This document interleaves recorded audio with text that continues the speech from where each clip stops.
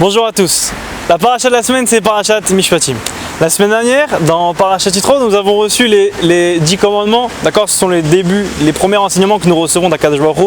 Après que Moshe, pendant 40 jours et 40 nuits, il était panier avec Hachem. Il était ensemble. Il a reçu tous les enseignements d'Akadosh Baruch Hu. Et après les Aseret HaDiberot, que voyons-nous dans la Parashat Mishpatim? C'est quoi la première loi que nous voyons dans la paracha? Ki tikne eved ivri, lorsque tu feras l'acquisition d'un serviteur juif. Maintenant on peut se demander, tu sors de 40 jours, 40 nuits, tu pars avec le roi des rois, le patron, la chose de plus élevée, et la première chose dont tu parles, la première mitzvah, ça va être quand tu achètes un serviteur. Parle-moi d'une mitzvah plus haute, plus spirituelle, ça aurait pu être les tefilin, quelque chose qui me parle de mon rapport avec Hachem, de ma proximité. Qu'est-ce qui se cache derrière cette mitzvah-là d'acquisition d'un serviteur juif? Quand on rentre plus profondément dans cette mitzvah-là, on voit dans les détails que la Torah nous décrit juste après, que si un serviteur juif décide de rester sous le joug de son serviteur, il doit se faire poissonner l'oreille. Qu'est-ce que ça veut dire? C'est quoi se poissonner l'oreille? Tu mets un poisson dans l'oreille, tu prends une dame proue, Non, c'est-à-dire quoi? Tu fais un trou dans ton oreille et tu peux rester sous son joug. Alors qu'est-ce que ça veut dire? Pourquoi l'oreille? Pourquoi pas le bras? Pourquoi ce symbole-là? Pour signifier l'asservissement.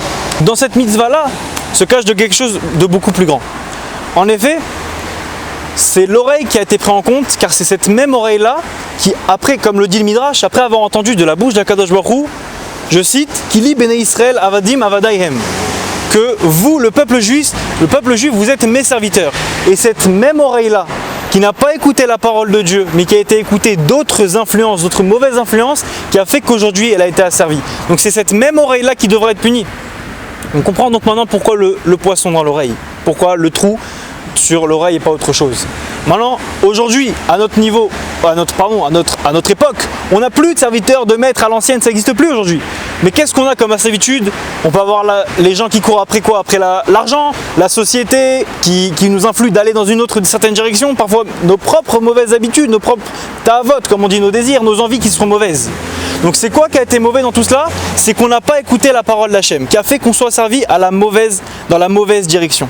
Donc à nous de comprendre c'est quoi cette vraie liberté, c'est d'accomplir notre rôle pour lequel nous sommes dans ce monde-ci, ce qui est quoi? D'accomplir la volonté d'Hachem, d'accomplir ce que notre Neshama désire. Et c'est quoi? Qui peut savoir mieux ce que notre Neshama désire? C'est ce qu'Akadosh Baruch Hu nous ordonne de faire.